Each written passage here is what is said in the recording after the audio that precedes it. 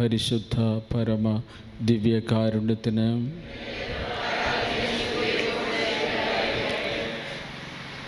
ഈശോയിൽ സ്നേഹമുള്ളവരെ, ഈ ലോകം വിട്ട് പിതാവിൻ്റെ പക്കലേക്ക് പോകാൻ നേരം ഈശോ നമുക്ക് നൽകിയ 3 അമൂല്യമായ സമ്മാനങ്ങളുണ്ട്. ഒന്ന് പരിശുദ്ധ അമ്മയാണ്, 2 പരിശുദ്ധാത്മാവാണ്, 3 പരിശുദ്ധ കുർബാനയാണ്. കഴിഞ്ഞ കുറേ നാളുകളായി നമ്മൾ പഠിച്ചുകൊണ്ടിരിക്കുന്ന വിഷയം ഇതാണ്. അതിൽ പരിശുദ്ധ കുർബാനയെക്കുറിച്ച് പറഞ്ഞപ്പോൾ ഈശോ മിശിഹായുടെ പെസഹ രഹസ്യങ്ങളുടെ അനുസ്മരണവും അനുഷ്ഠാനവും ആഘോഷവുമാണ് പരിശുദ്ധ കുർബാന എന്നാണ് നമ്മൾ പഠിക്കാൻ ശ്രമിച്ചത്. പെസഹ രഹസ്യങ്ങളാണ് നമ്മൾ അനുസ്മരിക്കുകയും അനുഷ്ഠിക്കുകയും ജീവിതത്തിൽ ആഘോഷിക്കുകയും ചെയ്യുന്നത്. അതിൻ്റെ വിശദാംശങ്ങളിലേക്ക് കടന്നു വന്നപ്പോൾ പെസഹായുടെ പശ്ചാത്തലത്തിലാണ് ഈശോ പരിശുദ്ധ കുർബാന സ്ഥാപിച്ചത് എന്ന് നമുക്ക് മനസ്സിലാവും. അതാണ് ഈ വിഷയത്തിൻ്റെ ഇന്നത്തെ ക്ലാസ്സിൻ്റെ പ്രസക്തി. പെസഹായുടെ പശ്ചാത്തലത്തിലാണ് ഈശോ പരിശുദ്ധ കുർബാന സ്ഥാപിച്ചത്. തിരുവത്താഴത്തിൽ ആരംഭിച്ച് കാൽവരിയിൽ പൂർത്തിയാക്കി അൾത്താരയിൽ ഇന്നും തുടർന്നുകൊണ്ടേയിരിക്കുന്ന ബലി, അതാണ് പരിശുദ്ധ കുർബാന. അതിൽ പെസഹായുടെ പശ്ചാത്തലത്തിൽ ആരംഭിച്ച ഈ പരിശുദ്ധ കുർബാനയെ ആഴങ്ങളിൽ മനസ്സിലാക്കാൻ ക്രിസ്തുവിൻ്റെ കാലഘട്ടത്തിലെ പെസഹായുടെ അനുഷ്ഠാനങ്ങൾ എങ്ങനെയായിരുന്നു എന്നത് നമ്മൾ കഴിഞ്ഞ ആഴ്ചയിൽ പഠിക്കാൻ വേണ്ടി ശ്രമിച്ചു. അതിൽ 10-14 കാര്യങ്ങൾ പെസഹായിൽ ഉണ്ടായിരുന്നു, അതിൻ്റെ കർമാനുഷ്ഠാനങ്ങളിലുണ്ടായിരുന്നു. ഒന്നാമത്തേത്, ജീവിതത്തിൽ ലഭിച്ച അനുഗ്രഹങ്ങളെ ഓർത്ത് ദൈവത്തിന് നന്ദി പറഞ്ഞുകൊണ്ട് ഒന്നാമത്തെ കപ്പ് വീഞ്ഞ് കുടിക്കും. അതിൻ്റെ പേരാണ് അനുഗ്രഹത്തിൻ്റെ പാനപാത്രം, കപ്പ് ഓഫ് ബ്ലെസ്സിങ് എന്ന പേരിൽ അറിയപ്പെടുന്നു. ഈ സമയത്താണ് ഒന്നാം ബറാക്ക പ്രാർത്ഥന ചൊല്ലുക. രണ്ടാമതായി ചെയ്യുന്നത്, ഞാൻ വിശദീകരണത്തിലേക്ക് മുതിരുന്നില്ല, അത് നിങ്ങളെ ഒന്ന് ഓർമ്മിപ്പിച്ച് മുന്നോട്ട് പോകാൻ വേണ്ടി മാത്രം ശ്രമിക്കുന്നു. രണ്ടാമത്തേത് വലതു കൈയുടെ ആചാര ക്ഷാളനമാണ്. മൂന്നാമത്തേത് കയ്പുള്ള ഇലകളുടെ ഭക്ഷണം. നാലാമതായി ഇളയ കുട്ടിയുടെ ചോദ്യം, എന്തിനാണ് ഇന്ന് ഈ കയ്പ് നീര് ഞങ്ങളെ കൊണ്ട് കുടിപ്പിക്കുന്നത്? അതുപോലെ പുളിപ്പില്ലാത്ത ഈ എന്നും കഴിക്കുന്നതിൽ വ്യത്യസ്തമായ ഈ അപ്പം എന്തുകൊണ്ടാണ് ഇന്ന് മാത്രമായി തരുന്നത്? തുടങ്ങിയിട്ടുള്ള ഏറ്റവും കൊച്ചുകുഞ്ഞിൻ്റെ ചോദ്യം നാലാമതായി നമ്മൾ കാണും. അതിന് ഉത്തരമായി കുടുംബനാഥൻ രക്ഷാകര ചരിത്രം മുഴുവൻ എല്ലാവർക്കും മനസ്സിലാകുന്ന വിധത്തിൽ വിശദീകരിച്ച് കൊടുക്കുന്നതാണ് അഞ്ചാമത്തത്. അത് കഴിയുമ്പോൾ കപ്പ് ഓഫ് ഫോർഗീവ്നെസ് എന്ന് പറയുന്ന അനുരഞ്ജനത്തിൻ്റെ പാനപാത്രവും അതോടൊപ്പം രണ്ടാം ബറാക്ക പ്രാർത്ഥനയും അവർ ചൊല്ലും. അതിനുശേഷം ഏഴാമതായി 113, 114 സങ്കീർത്തനങ്ങളുടെ ആലാപനമാണ്. ഏഴാമതായി അതാണ് ചെയ്യുക. അതോടൊപ്പം തന്നെ സമ്പൂർണമായ വിശുദ്ധിയുടെ പ്രതീകമായി 2 കൈകളും കഴുകുകയും ചെയ്യുന്നു. എട്ടാമതായി പുളിപ്പില്ലാത്ത അപ്പത്തിൻ്റെ ഭക്ഷണമാണ്. 9 പെസഹ കുഞ്ഞാടിന് മാംസം ഭക്ഷിക്കും. 10ാമതായി മൂന്നാമത്തെ പാനപാത്രം കുടിക്കും. മൂന്നാമത്തെ പാനപാത്രത്തിന് കപ്പ് ഓഫ് താങ്ക്സ് ഗീവിങ് എന്നാണ് അതിന് പേര് പറയുക, കൃതജ്ഞതയുടെ പാനപാത്രം. വരുവാനിരിക്കുന്ന മിശിഹായെ പ്രതീക്ഷിച്ചുകൊണ്ടുള്ള ഒരു ആചാരമാണ് അപ്പോൾ നടക്കുക. അവിടെയാണ് 3ാം പ്രണാമ ജപം ചെല്ലുന്നത്. 11ാമതായി എല്ലാ അനുഗ്രഹങ്ങൾക്കും നന്ദി പറഞ്ഞുകൊണ്ടുള്ള വലിയ ഹല്ലേലൂയ ഗീതം ആണ്, ആലാപനമാണ്. അപ്പോൾ പാടുന്ന സങ്കീർത്തനങ്ങൾ 115, 116, 117, 118 സങ്കീർത്തനങ്ങളാണ് ചൊല്ലുക. അതിനുശേഷം ഈ 4 സങ്കീർത്തനങ്ങളുടെ ആലാപനത്തിന് ശേഷം 12ാമതായി 4ാമത്തെ കപ്പ് വീഞ്ഞ് കുടിക്കും. അതിൻ്റെ പേര് രക്ഷയുടെ പാനപാത്രം എന്നാണ്. സഹനത്തിൻ്റെ പാനപാത്രം, cup of suffering, cup of salvation തുടങ്ങിയ പേരുകളിലെല്ലാം അത് അറിയപ്പെടും. അതോട് ചേർന്നാണ് 4ാം പ്രണാമജപം ഉള്ളത്, 4ാം ബറാക്ക പ്രാർത്ഥനയുള്ളത്. പിന്നീടാണ് 13-ാമത് 136-ാം സങ്കീർത്തനം ആലപിക്കും. 136-ാം സങ്കീർത്തനങ്ങളും കൂടെ ആലപിച്ച് കഴിയുമ്പോൾ 14-ാമതായി എല്ലാം പൂർത്തിയായി എന്ന കുടുംബനാഥൻ്റെ അറിയിപ്പ് വരും. അതോടെയാണ് ഒരു യഹൂദൻ്റെ പെസഹ അവസാനിക്കുന്നത്. ഈശോ മിശിഹ പെസഹ ആചരിക്കുന്ന നാളുകളിൽ ഈ 14 കാര്യങ്ങളും കൃത്യമായും അനുഷ്ഠിച്ചിരുന്നു. പക്ഷേ ഈശോ മിശിഹായുടെ പെസഹ യഹൂദ പെസഹായുടെ പശ്ചാത്തലത്തിലാണ് ആഘോഷിച്ചതെങ്കിലും പെസഹായിൽ, ക്രിസ്തുവിൻ്റെ പെസഹായുടെ ആചരണത്തിൽ വളരെ അടിസ്ഥാനപരമായ ചില മാറ്റങ്ങൾ ഈശോ നടത്തി എന്നതാണ് ഇന്ന് ഞാൻ പങ്കുവയ്ക്കാൻ വേണ്ടി ആഗ്രഹിക്കുന്ന പ്രധാനപ്പെട്ട കാര്യം. എന്തുകൊണ്ടാണ് അങ്ങനെ ചെയ്തത്? യഹൂദൻ്റെ പെസഹ എന്നും ആവർത്തിക്കപ്പെടാനുള്ളതാണ്. പെസഹ കുഞ്ഞാടിൻ്റെ ബലി എന്നും നടക്കേണ്ടതാണ്. അത്തരത്തിലുള്ള പെസഹ കുഞ്ഞാടുകളുടെ ബലിയർപ്പണങ്ങൾക്കെല്ലാം പകരമായി യഥാർത്ഥ പെസഹ കുഞ്ഞാടായ ഈശോ ഈ ലോകത്തിൽ ബലിയർപ്പിക്കപ്പെടാൻ പോകുന്നു. അതിൻ്റെ പശ്ചാത്തലത്തിൽ പഴയ നിയമ പെസഹായുടെ ഓർമ്മയാചരണമല്ല, ക്രിസ്തുവിൻ്റെ പെസഹായുടെ ഓർമ്മയാചരണമാണ് പരിശുദ്ധ കുർബാന. അപ്പോൾ അതിൻ്റെ പശ്ചാത്തലം അതുതന്നെ നിലനിൽക്കുമ്പോഴും അതിൻ്റെ രൂപത്തിലും ഭാവത്തിലും അതിൻ്റെ ഘടനയിലും അടിസ്ഥാനപരമായ മാറ്റങ്ങൾ വരുത്തിയിട്ടുണ്ട് എന്നതാണ് പ്രധാനമായ കാര്യം. രണ്ടും വിമോചനത്തിൻ്റെ ആഘോഷമാണ് എന്നത് സത്യമാണ്. അടുത്ത സാമ്യങ്ങൾ ഇതിനുണ്ട്. രണ്ടും വിമോചനത്തിൻ്റെ ആഘോഷമാണ്. ഒന്ന് ഈജിപ്തിലെ അടിമത്തത്തിൽ നിന്നുള്ള വിമോചനമാണ്.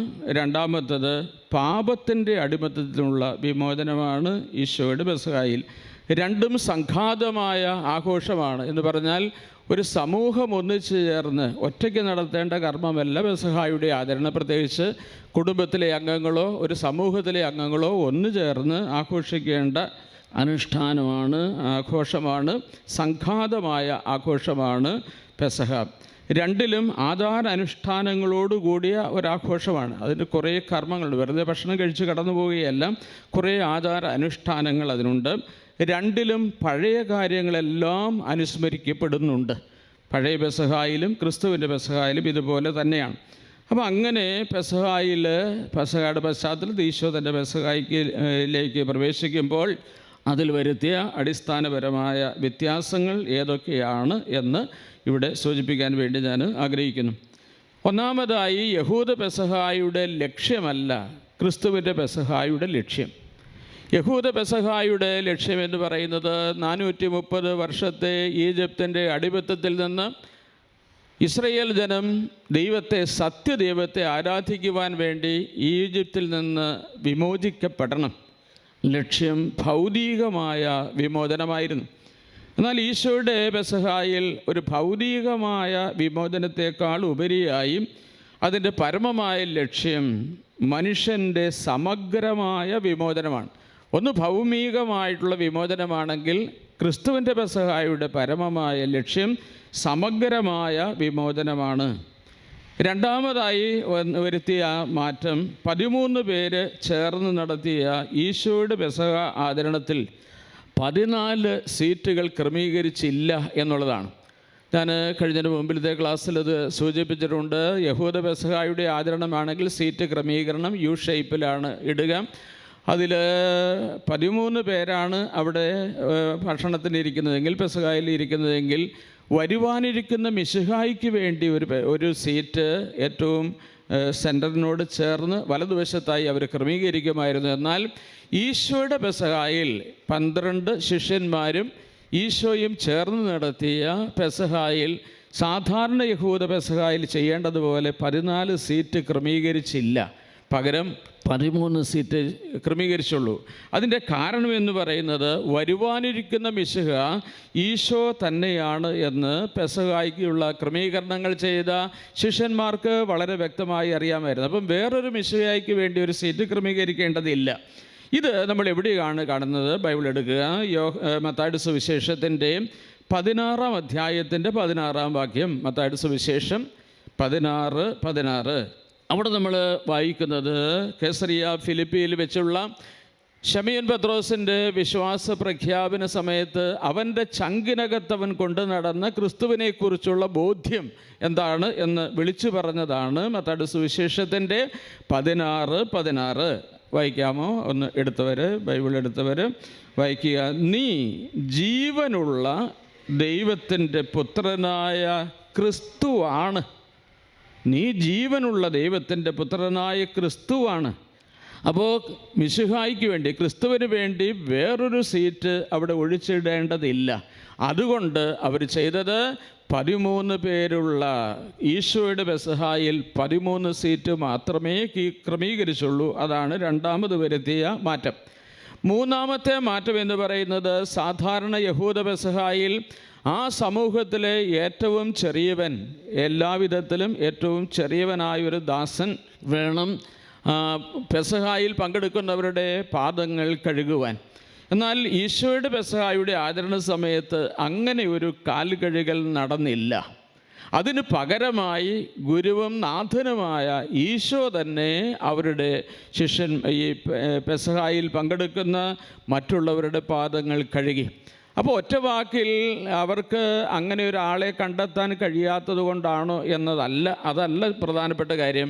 ഈശോയുടെ പെസഹായിലെ കാലുകഴുകൽ ശുശ്രൂഷയ്ക്ക് വളരെ അടിസ്ഥാനപരമായ ചില ലക്ഷ്യങ്ങളുണ്ടായിരുന്നു. അതുകൊണ്ട് പെസഹായുടെ സാധാരണ കർമ്മവിധികളിൽ നിന്ന് വ്യത്യസ്തമായി ഗുരുവും നാഥനുമായ ഈശോ മിശിഹ അവരുടെ പാദങ്ങൾ കഴുകുവാൻ തയ്യാറാവുകയാണ്.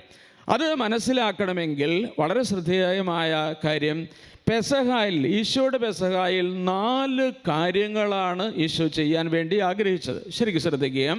4 കാര്യങ്ങളെന്ന് പറയുന്നത്, 1 കാലുകഴുകൽ ശുശ്രൂഷയാണ്, 2 പരിശുദ്ധ കുർബാനയുടെ സ്ഥാപനമാണ്, 3 പൗരോഹിത്യത്തിൻ്റെ സ്ഥാപനമാണ്, 4 സ്നേഹത്തിൻ്റെ കൽപ്പന നൽകലാണ്. പറഞ്ഞു നോക്കിക്കുകയും ഞാൻ ഒന്നുകൂടെ പറയാം, നിങ്ങളോട് പറഞ്ഞു നോക്കിയേ. 1 കാലുകഴുകൽ ശുശ്രൂഷ, 2ാമത്തത് പരിശുദ്ധ കുർബാനയുടെ സ്ഥാപനം, 3ാമത്തത് പൗരോഹിത്യത്തിൻ്റെ സ്ഥാപനം, 4 സ്നേഹത്തിൻ്റെ കൽപ്പന നൽകൽ. എല്ലാവരും ചേർന്നെന്ന് പറയാമെന്ന് നോക്കിക്കേ. 1 കാലുകഴുകൽ ശുശ്രൂഷ, 2 പരിശുദ്ധ കുർബാനയുടെ സ്ഥാപനം, 3 പൗരോഹിത്യത്തിൻ്റെ സ്ഥാപനം, 4 സ്നേഹത്തിൻ്റെ കൽപ്പന നൽകൽ. അപ്പോൾ ഈ കാലുകഴുകൽ ശുശ്രൂഷ ദാസൻ ചെയ്യേണ്ട കർമ്മത്തിൽ നിന്ന് ഗുരുവും നാഥനുമായ ക്രിസ്തു ചെയ്യുന്ന ഒരു കർമ്മമായി, പരിപാവനമായൊരു കർമ്മമാക്കി മാറ്റുന്നതിൻ്റെ ഉള്ളിൽ ഈശോയ്ക്ക് പരമമായ ചില ലക്ഷ്യങ്ങളുണ്ട്. ഈ 4 കാര്യങ്ങളും പരസ്പര ബന്ധിതവും പരസ്പര പൂരകവുമാണ് എന്നതാണ് ശ്രദ്ധേയമായ കാര്യം. ഈ 4 കാര്യങ്ങൾ വേറിട്ട് നിൽക്കുന്നതല്ല. കാലുകഴുകൽ ശുശ്രൂഷ ഒറ്റപ്പെട്ട് മാറി നിൽക്കുന്ന ഒരു കാര്യമല്ല. പരിശുദ്ധ കുർബാനയുടെ സ്ഥാപനം എന്ന് പറയുന്നത് ഇതിൻ്റെ മറ്റു കാര്യങ്ങളോട് ബന്ധപ്പെട്ട് തന്നെയാണ് നിൽക്കുന്നത്. പൗരോഹിത്യത്തിൻ്റെ സ്ഥാപനവും സ്നേഹത്തിൻ്റെ കൽപ്പന നൽകലും ഇതിനോട് ബന്ധപ്പെട്ട് തന്നെയാണ് നിൽക്കുന്നത്. അതേക്കുറിച്ച് കൂടുതൽ വിശദമായ നിങ്ങളോട് പിന്നീട് മറ്റൊരു എപ്പിസോഡിൽ പറയാമെന്ന് ആഗ്രഹിക്കുന്നു. ഇന്ന് ഞാൻ പറയാൻ വേണ്ടി ശ്രമിക്കുന്ന കാര്യം, കാലുകഴുകൽ ശുശ്രൂഷ പരിശുദ്ധ കുർബാനയ്ക്കുള്ള ഒരുക്കം ആയിരുന്നു. കാലുകഴുകൽ ശുശ്രൂഷ ഈശോ നടത്തിയത് പരിശുദ്ധ കുർബാനയ്ക്ക് വേണ്ടിയുള്ള ഒരുക്കം ആയിരുന്നു. അതുകൊണ്ട് കാലുകഴുകൽ ശുശ്രൂഷ എന്ന് പറയുന്നത് അത് ശാരീരികമായ ശുദ്ധീകരണത്തിൻ്റെയും മാനസികമായ മനസ്സിൻ്റെ ശുദ്ധീകരണത്തിൻ്റെയും ആത്മാവിലുള്ള ശുദ്ധീകരണത്തിൻ്റെയും അടയാളമായിരുന്നു എന്ന് മനസ്സിലാക്കുമ്പോഴാണ് ഈശോ ഈ ഓർഡർ ദാസൻ ചെയ്യുന്ന കർമ്മത്തിൽ നിന്ന് ഗുരു ചെയ്യുന്ന കർമ്മമാക്കി മാറ്റിയത് എന്തിനു വേണ്ടിയാണ് എന്ന് നമുക്ക് മനസ്സിലാവുക. ഒന്നാമതായി അത് ആത്മാവിൻ്റെ ശുദ്ധീകരണമാണ്, അതിൻ്റെ അടയാളമാണ്. ആത്മാവിൻ്റെ ശുദ്ധീകരണം എന്ന് പറഞ്ഞാൽ പാപത്തിൽ നിന്നുള്ള മോചനമാണ്. അപ്പോൾ ഇത് അടിസ്ഥാനപരമായി പരിശുദ്ധ കുർബാനയിലൂടെ പാപമോചനം ഒരാൾക്ക് ലഭിക്കുന്നതിന് മുൻപ് തന്നെ അതിനു വേണ്ടിയുള്ള ഒരു ഒരുക്കം ഈശോ നടത്തി എന്നതാണ് കാലുകഴുകൽ ശുശ്രൂഷയുടെ പ്രസക്തി. തിരുവത്താഴത്തിലെ കാലുകഴുകൽ ശുശ്രൂഷയുടെ പ്രസക്തി. അതുകൊണ്ടാണ് ഈശോ മിശിഹായുടെ രക്ഷാകരമായ പീഡാസഹനത്തിൻ്റെയും കുരിശു മരണത്തിൻ്റെയും ഉത്ഥാനത്തിൻ്റെയും അനന്തമായ യോഗ്യതയാൽ രക്ഷിക്കപ്പെട്ടവരാണ് നമ്മളെന്നും പാപത്തിൽ നിന്നും നിയമത്തിൽ നിന്നും മരണത്തിൽ നിന്നും നമ്മെ രക്ഷിച്ചത് ക്രിസ്തുവിൻ്റെ പെസഹ രഹസ്യങ്ങളിലൂടെയാണ് എന്നും നേരത്തെ നമ്മൾ മനസ്സിലാക്കാൻ വേണ്ടി ശ്രമിച്ചു. അതുകൊണ്ട് ആത്മാവിൻ്റെ ശുദ്ധീകരണത്തിൻ്റെ പ്രതീകമായത് നിലനിൽക്കുന്നു. രണ്ടാമതായി മനസ്സിൻ്റെ ശുദ്ധീകരണവും നടക്കേണ്ടതായിട്ടുണ്ട്. പരിശുദ്ധ കുർബാനയിലേക്ക് ഒരാൾ പ്രവേശിക്കുന്നതിന് മുൻപ് മനസ്സ് ശുദ്ധമാകണം. കഴുകി ശുദ്ധമാക്കപ്പെട്ട ഹൃദയത്തോടും, ബാക്കി പറയാമെന്ന് നോക്കിക്കേ, കഴുകി ശുദ്ധമാക്കപ്പെട്ട ഹൃദയത്തോടും വെടിപ്പാക്കപ്പെട്ട മനസ്സാക്ഷിയോടും കൂടെ അതിവിശുദ്ധ സ്ഥലത്ത് പ്രവേശിച്ച് ഭക്തിയോടും ശ്രദ്ധയോടും വിശുദ്ധിയോടും കൂടെ ചെയ്യുന്നൊരു കർമ്മമാണ് പരിശുദ്ധ കുർബാന. നമ്മുടെ സിറോ മലബാർ സഭയുടെ ആരാധനാക്രമത്തിൽ അതെത്ര വ്യക്തമായിട്ട് രേഖപ്പെടുത്തിയിട്ടുണ്ട്. അപ്പം അതുകൊണ്ട് കാലുകഴുകൽ ശുശ്രൂഷ എന്നത് കേവലം ഒരു പാദക്ഷാളനം എന്ന് മാത്രം നിർത്താനുള്ളതല്ല. അത് പ്രതീകാത്മകമായൊരു കർമ്മമാണ്. പ്രത്യേകിച്ച് അതൊരു അടയാളമാണ്. ഒന്ന്, ആത്മാവിൻ്റെ ശുദ്ധീകരണം നടക്കണം. രണ്ടാമതായി മനസ്സിൻ്റെ ശുദ്ധീകരണം നടക്കണം. മൂന്നാമതായി ആത്മീയ ജീവിതത്തിൽ ശരീരത്തിൻ്റെ ശുദ്ധിക്കും വലിയ സ്ഥാനമുണ്ട്. ഒരു വലിയ കാര്യത്തിന് വേണ്ടി, ഒരു പ്രധാനപ്പെട്ട കാര്യത്തിന് വേണ്ടി പോയാൽ നമ്മൾ എന്തുമാത്രം വൃത്തിയായി കുളിച്ച് ഒരുങ്ങി ഉള്ളതിലേറ്റവും നല്ല ഡ്രസ്സൊക്കെ ധരിച്ച് വളരെ ഒരുക്കത്തോടു കൂടിയാണ് ഒരു പ്രധാനപ്പെട്ട കാര്യത്തിൽ പങ്കെടുക്കാൻ വേണ്ടി നമ്മൾ പോവുക. അപ്പോൾ അതേപോലെ ഏറ്റവും ശ്രേഷ്ഠമായൊരു കാര്യത്തിന് വേണ്ടി നമ്മൾ ആരംഭിക്കുമ്പോൾ അതിനാനുപാതികമായ ഒരുക്കം ആവശ്യമുണ്ട് എന്ന ഒരു ഓർമ്മപ്പെടുത്തലാണ് ഇവിടെ നമുക്ക് പാദകം കഴുകുന്ന ശുശ്രൂഷയിലൂടെ ഈശോ നമ്മളെ ഓർമ്മിപ്പിക്കുന്നത് എന്ന് മനസ്സിലാക്കുക. ഇനി വളരെ പ്രധാനമായി എന്നെ സംബന്ധിച്ചിടത്തോളം മറ്റൊരു കാര്യത്തിൻ്റെ സൂചന കൂടെ ഇവിടെ കാണുന്നുണ്ട്. അത് കുർബാനയ്ക്കുള്ള ഒരുക്കം മാത്രമായിരുന്നില്ല, പൗരോഹിത്യത്തിന് വേണ്ടിയുള്ള ഒരുക്കവും അതേപോലെ പരിശുദ്ധ കുർബാനയുടെ തുടർച്ചയായ ബലിജീവിതത്തിന് വേണ്ടിയുള്ള ഒരുക്കം കൂടിയായിരുന്നു. അത് എല്ലാം ചേർന്ന് പോവുകയാണ്. അത് ആഴങ്ങളിൽ പഠിക്കുമ്പോഴാണ് നമുക്കത് മനസ്സിലാവുക.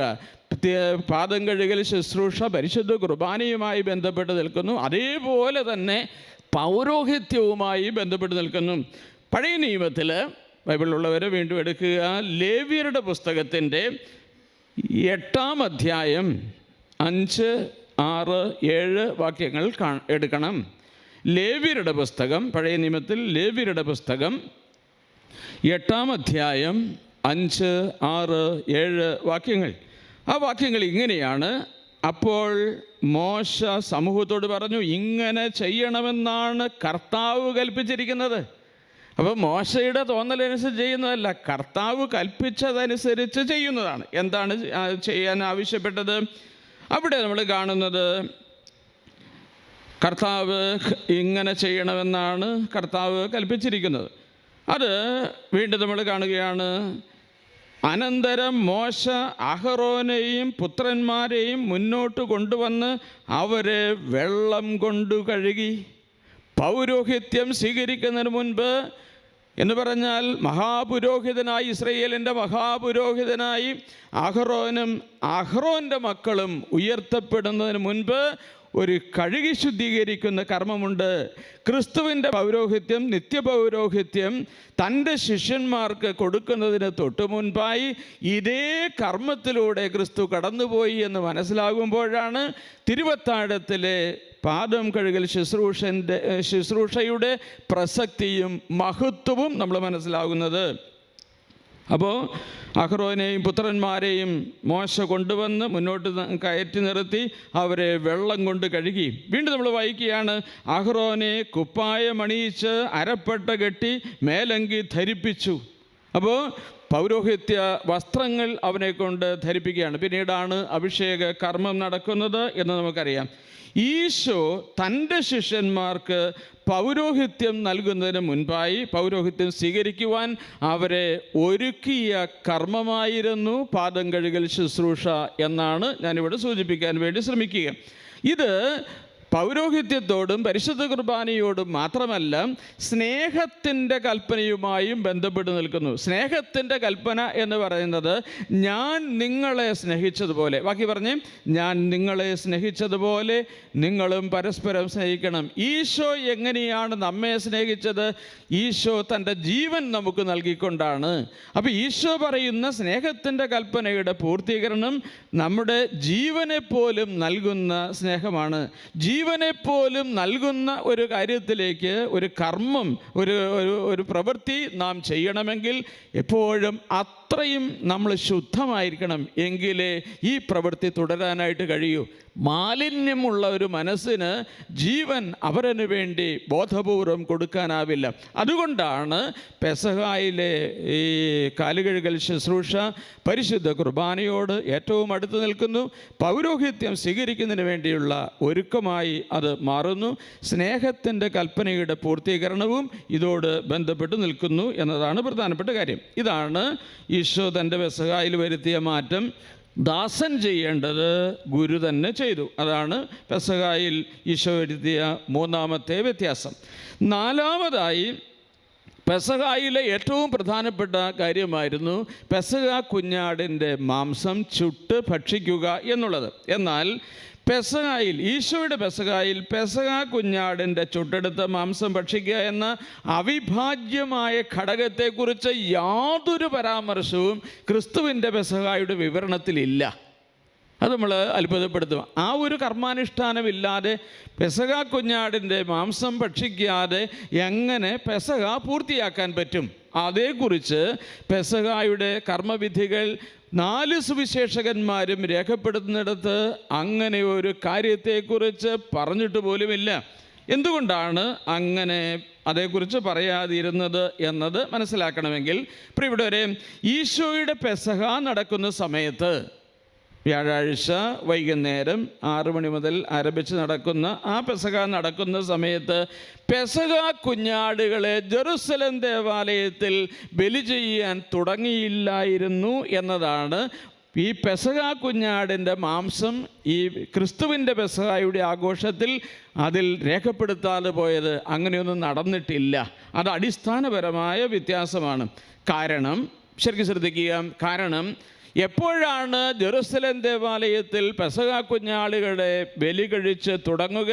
അത് നിസാൻ മാസം 14-ാം തീയതി ഉച്ച കഴിഞ്ഞ് 3 മണിക്ക് ആരംഭിക്കുന്ന മണിക്കൂറിലാണ് പെസഹ കുഞ്ഞാടുകളെ വധിച്ചു തുടങ്ങുക, ബലി അർപ്പണം തുടങ്ങുക. അതിന് മുൻപ് ഒരിക്കലും പെസഹ കുഞ്ഞാടിന് ബലി കഴിക്കില്ല. കാരണം ആ മണിക്കൂർ എന്ന് പറയുന്നത് കാലത്തിൻ്റെ മണിക്കൂർ എന്ന പേരിൽ അറിയപ്പെടുന്ന വളരെ നിർണായകമായ മണിക്കൂറാണ്.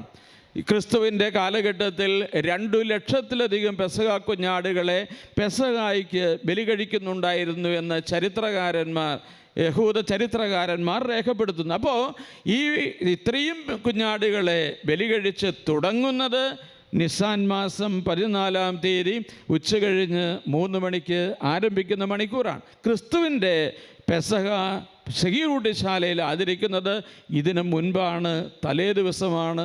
അതുകൊണ്ടാണ് പെസഹ കുഞ്ഞാടുകളുടെ മാംസം ഭക്ഷിക്കുന്നതിനെക്കുറിച്ച് ക്രിസ്തുവിൻ്റെ പെസഹായിൽ പരാമർശങ്ങൾ ഇല്ലാതെ പോയത് എന്ന് നമ്മൾ മനസ്സിലാക്കുന്നു. 5-ാമതായി, ഈശോയുടെ പെസഹ അതിൻ്റെ കർമ്മ അനുഷ്ഠാനങ്ങളിൽ തന്നെ അടിസ്ഥാനപരമായ മാറ്റങ്ങൾ ഈശോ വരുത്തി. അതെങ്ങനെയാണ് വരുത്തിയത് എന്ന് ചോദിച്ചാൽ, പ്രിയപ്പെട്ടവരെ, യഹൂദ പെസഹായിൽ ആദ്യം നടക്കുന്നത് ബലിയാണ്, രണ്ടാമത് നടക്കുന്നതാണ് വിരുന്ന്. മനസ്സിലായോ?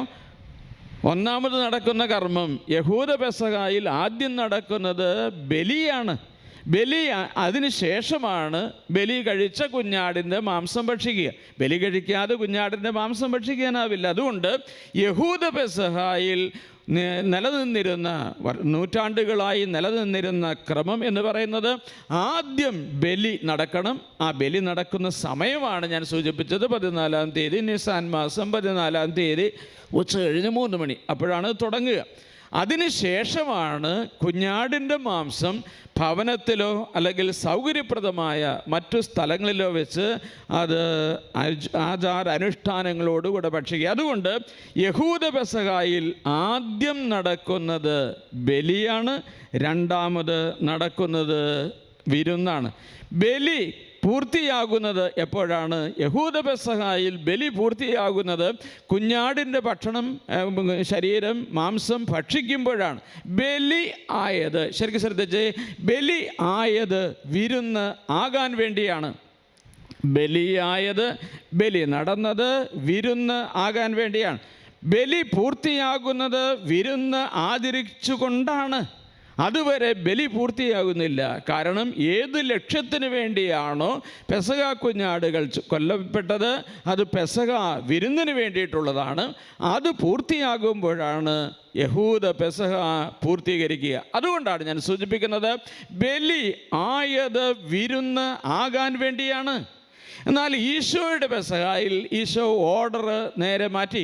2 സ്ഥലത്ത് വെച്ച് നടക്കുന്ന, 2 സമയത്ത് നടക്കുന്ന 2 പ്രവൃത്തികൾ കൂടിച്ചേരുന്നതാണ് യഹൂദ പെസഹായും ക്രിസ്തുവിൻ്റെ പെസഹായും. ഞാൻ ഒന്നുകൂടി ആവർത്തിക്കാം. 2 സ്ഥലത്ത് വെച്ച് 2 സമയത്ത് നടക്കുന്ന 2 പ്രവൃത്തികൾ കൂടിച്ചേരുന്നതാണ് യഹൂദ പെസഹായും ക്രിസ്തുവിൻ്റെ പെസഹായും. ഏതാണ് 2 പ്രവൃത്തി? 1 ബലിയാണ്, 2 വിരുന്നാണ്. ബലി എവിടെയാണ് നടക്കുന്നത്? ജെറുസലേം ദേവാലയത്തിൻ്റെ ബലിപീഠത്തിന് അരികിലാണ്. വിരുന്ന് എവിടെയാണ് നടക്കുന്നത്? അത് ജെറുസലേം ദേവാലയത്തിലല്ല, ദേവാലയത്തിന് പുറത്ത് ഇസ്രായേൽക്കാരുടെ, യഹൂദരുടെ സ്വന്തം ഭവനങ്ങളിലോ അല്ലെങ്കിൽ സൗകര്യപ്രദമായ മറ്റെവിടെയെങ്കിലുമോ വെച്ച് ആചാരാനുഷ്ഠാനങ്ങളോട് ഭക്ഷിക്കുക. അപ്പോൾ ഇത് 2 ചേരുന്നതാണ് യഹൂദ പെസഹ. അതേപോലെ തന്നെ 2 സമയത്ത് നടക്കുന്ന 2 പ്രവൃത്തികൾ കൂടിച്ചേരുന്നതാണ് ഈശോയുടെ പെസഹ. അതിൽ ഏതൊക്കെയാണ് ഈ 2 പ്രവൃത്തി? 1 വിരുന്നാണ്, 2 ബലിയാണ്. യഹൂദ പെസഹായിലാണെങ്കിലോ ആദ്യം ബലി, പിന്നെ വിരുന്ന്. ക്രിസ്തുവിൻ്റെ പെസഹായിലോ ആദ്യം വിരുന്ന്, 2 ബലി. 2 സ്ഥലങ്ങൾ ഏതൊക്കെയാണ്? വിരുന്ന് നടന്നത് എവിടെയാണ്? ശെഖിയോനൂട്ടിശാലയിൽ. ബലി നടന്നത് എവിടെയാണ്? കാൽവരിയിൽ. ടീച്ചർ വളരെ കൃത്യമായി ഉത്തരം പറയുന്നത് ഞാൻ കാണുന്നു. അപ്പോൾ യഹൂദ പെസഹായിൽ നിന്ന് ക്രിസ്തുവിൻ്റെ പെസഹായിലേക്ക് മാറിയപ്പോൾ അടിസ്ഥാനപരമായി തന്നെ മാറ്റി. 1 2 സ്ഥലങ്ങളിൽ നടത്തേണ്ടത്, 2 സമയത്ത് നടക്കേണ്ടത്, കൃത്യമായി 2 സമയത്തും 2 സ്ഥലത്തും. പക്ഷേ ഓർഡർ മാറ്റിയതിനകത്താണ് പെസഹായുടെ മർമ്മം അടങ്ങിയിരിക്കുന്നത്. എന്താണ് മർമ്മം? പഴയ നിയമത്തിലെ പെസഹായിൽ ആദ്യം ബലി, പിന്നെ വിരുന്ന്. ബലി ആയത് വിരുന്ന് ആകാനാണ്. എന്നാൽ ക്രിസ്തുവിൻ്റെ പെസഹായിൽ ആദ്യം വിരുന്നായത് എന്തിനു വേണ്ടിയാണ്? ബലി ആകാൻ വേണ്ടിയാണ്. താഴം പൂർണ്ണമാകുന്നത് കാൽവരിയിലാണ്. തിരുവത്താഴം ശെഖിയോനൂട്ടിശാലയിൽ അവസാനിച്ചതല്ല. തിരുവത്താഴത്തിൻ്റെ ആരംഭം കുറിച്ചത് ശെഖിയോനൂട്ടിശാലയിൽ. പക്ഷേ അത് പൂർത്തിയായത് കാൽവരിയിലാണ്. കാൽവരിയിൽ പൂർത്തിയാകാത്ത ശെഖിയോനിൻ്റെ അനുഷ്ഠാനങ്ങളും ആചാരങ്ങളും അർത്ഥരഹിതമാണ്. ഞാൻ പറയുന്നതിൻ്റെ പൊരുൾ നിങ്ങൾക്ക് മനസ്സിലാവുന്നുണ്ടെന്ന് കരുതുകയാണ്. ബലി ആകുമ്പോഴാണ് വിരുന്ന് പൂർണ്ണമാവുക ഈശോയുടേത്. അതുകൊണ്ട് ആൾത്താരയിൽ പറയുന്നത് ജീവിതത്തിൽ പൂർത്തിയാക്കുമ്പോഴാണ് ആൾത്താരയിൽ പറഞ്ഞത് സത്യമായി മാറുന്നത്. തെറ്റിദ്ധരിക്കാതെ മനസ്സിലാക്കണം. തിരുവത്താഴത്തിൽ പറഞ്ഞത് കാൽവരിയിൽ ഈശോ പൂർത്തിയാക്കിയില്ലായിരുന്നുവെങ്കിൽ, തിരുവത്താഴത്തിൽ പറഞ്ഞത് എന്താ? വാങ്ങി ഭക്ഷിക്ക്, ഇത് എൻ്റെ ശരീരമാണ്. വാങ്ങി കുടിക്ക്, ഇത് എൻ്റെ രക്തമാണ്. ഈശോ പറഞ്ഞ വാക്കാണ്. അത് കാൽവരിയിൽ ഈശോ പൂർത്തിയാക്കിയില്ലായിരുന്നു എങ്കിൽ, നമുക്ക് വേണ്ടി ആ ശരീരം മുറിച്ച് തന്നില്ലായിരുന്നുവെങ്കിൽ, നമുക്ക് വേണ്ടി അവൻ്റെ അവസാനത്തുള്ളി രക്തം കൂടെ അവൻ ഒഴുക്കിയില്ലായിരുന്നുവെങ്കിൽ, ആ തിരുവത്താഴത്തിൽ പറഞ്ഞത് ലോക ചരിത്രത്തിലെ ഏറ്റവും വലിയ കാപട്യമായി മാറുമായിരുന്നു. പക്ഷേ കാപട്യമാകാതെ അത് പരമമായ സത്യമാക്കി മാറ്റിയത് തിരുവത്താഴത്തിൽ പറഞ്ഞത് മണിക്കൂറുകൾ കഴിയുന്നതിന് മുൻപ് ക്രിസ്തു ജീവിതത്തിൽ പ്രാവർത്തികമാക്കി എന്നുള്ളതിലാണ്. തിരുവത്താഴത്തിൽ പറഞ്ഞത് കാൽവരിയിൽ അവൻ പൂർത്തിയാക്കി. അതുകൊണ്ട് തിരുവത്താഴം അവസാനിക്കുന്നത് സഹിയോൻ ഊട്ടുശാലയിലല്ല, തിരുവത്താഴം അവസാനിക്കുന്നത് കാൽവരി മലയിലാണ്. അതുകൊണ്ടാണ് ആദ്യം വിരുന്ന് പിന്നെ ബലി, ഓർഡർ മാറ്റിയതിലാണ് പ്രധാനം. അതുകൊണ്ട് പരിശുദ്ധ കുർബാന നാം അൾത്താരയിൽ പറയുന്നത് വാങ്ങി ഭക്ഷിക്കുക, ഇത് എൻ്റെ ശരീരമാണ്, അത് പൂർത്തിയാക്കുന്നത്, ബലി പൂർത്തിയാക്കുന്നത് ബലി ജീവിതത്തിലാണ്. ബലി പൂർത്തിയാകുന്നത് ബലി ജീവിതത്തിലാണ്. അതുകൊണ്ടാണ് തിരുവത്താഴത്തിൻ്റെ അനുസ്മരണവും തിരുവത്താഴത്തിൻ്റെ ഈ പെസഹ രഹസ്യങ്ങളുടെയും അനുസ്മരണവും അനുഷ്ഠാനവും ആഘോഷവുമാണ് പരിശുദ്ധ കുർബാന എന്ന് ഞാൻ നേരത്തെ സൂചിപ്പിച്ചിട്ടുള്ളത്. അനുസ്മരണം നടക്കേണ്ടത് ബലിപീഠത്തിൻ്റെ അരികിലാണെന്നും അനുഷ്ഠാനം നടക്കേണ്ടത് ബലിപീഠത്തിലാണെന്നും ആഘോഷം നടക്കേണ്ടത് ജീവിതത്തിലാണ് എന്നും മനസ്സിലാകുമ്പോഴാണ് ബലിയും ബലിജീവിതവും ഒന്നായി മാറുക. ബലിയുടെയും ബലിജീവിതത്തിൻ്റെയും രൂപരേഖ ഒന്നാണെന്ന് തിരിച്ചറിയുമ്പോഴാണ് ബലിജീവിതം നയിക്കാൻ ഒരാൾക്ക് സാധിക്കുക. പരിശുദ്ധ കുർബാന ജീവിക്കാൻ തുടങ്ങുന്നിടത്താണ് യഥാർത്ഥ വിശ്വാസ ജീവിതം പൂത്തുലയുന്നത് എന്ന് പറഞ്ഞ് ഞാനിത് അവസാനിപ്പിക്കുകയാണ്. അൾത്താരയുടെ ചുവട്ടിലേക്ക് പറിച്ചു നടപ്പെട്ടതാണ് ക്രൈസ്തവ ജീവിതം. അൾത്താരയിൽ പടർന്നു കയറാനുള്ളതാണ് പരിശുദ്ധ കുർബാനയിൽ ഒട്ടാനുള്ളതാണ് നമ്മുടെ ക്രൈസ്തവ ജീവിതം. അൾത്താരയിൽ പൂത്തുലയുന്നതാണ് ബലിജീവിതം. അൾത്താരയിൽ പൂത്തുലയുന്നവരൊക്കെ അൾത്താരയിൽ വണങ്ങപ്പെടുന്ന വിശുദ്ധരായി രൂപാന്തരപ്പെടും. പരിശുദ്ധ കുർബാന നമ്മെ വിശുദ്ധരാക്കും. പരിശുദ്ധ കുർബാനയാണ് രക്തസാക്ഷിത്വം വരെ വളരുവാൻ ഒരാളെ പ്രാപ്തമാക്കുന്നത്. ഇതാണ് നമ്മൾ പഠിച്ചുകൊണ്ടിരിക്കുന്ന പ്രധാനപ്പെട്ട വിഷയം. പരിശുദ്ധ കുർബാനയാണ് നമ്മുടെ വിശ്വാസത്തിൻ്റെ അടിസ്ഥാനമെന്നും ഇതിനോട് എന്തുമാത്രം നമുക്ക് അടുക്കാൻ പറ്റുന്നുവോ അത്രയും നമ്മുടെ വിശ്വാസ ജീവിതത്തിന് അടിസ്ഥാനമുണ്ടാവുകയാണെന്നും ഉറപ്പുണ്ടാവുകയാണെന്നും തിരിച്ചറിയുമ്പോഴാണ് കുർബാനയുടെ പഠനത്തിൻ്റെ പ്രസക്തി നമുക്ക് ബോധ്യമാകുക. ദൈവം നിങ്ങളെ അനുഗ്രഹിക്കട്ടെ എന്ന് ഞാൻ ആത്മാർത്ഥമായി പ്രാർത്ഥിക്കുന്നു. പരിശുദ്ധ കുർബാന കേന്ദ്രീകൃതമായി ജീവിക്കാനുള്ള കൃപ എല്ലാ വിശ്വാസികൾക്കും ലഭിക്കാൻ വേണ്ടി, പരിശുദ്ധ കുർബാന എല്ലാവരാലും സ്നേഹിക്കപ്പെടാൻ, പരിശുദ്ധ കുർബാനയിൽ ലോകത്തുള്ള സകല മനുഷ്യരും വിശ്വസിക്കുവാൻ, പരിശുദ്ധ കുർബാനയിൽ ലോകത്തുള്ള എല്ലാവരും ആരാധിക്കുവാൻ, പരിശുദ്ധ കുർബാന ജീവിക്കുവാൻ കൃപ തരണമേ എന്ന് ആത്മാർത്ഥമായി നമുക്ക് പ്രാർത്ഥിക്കാം. അതിൻ്റെ ഉള്ള കൃപയ്ക്ക് വേണ്ടി പ്രാർത്ഥിച്ചുകൊണ്ട് ആരാധന നമുക്ക് ആരംഭിക്കുകയും ചെയ്യാം. ദൈവം നിങ്ങളെ സമൃദ്ധമായി അനുഗ്രഹിക്കട്ടെ.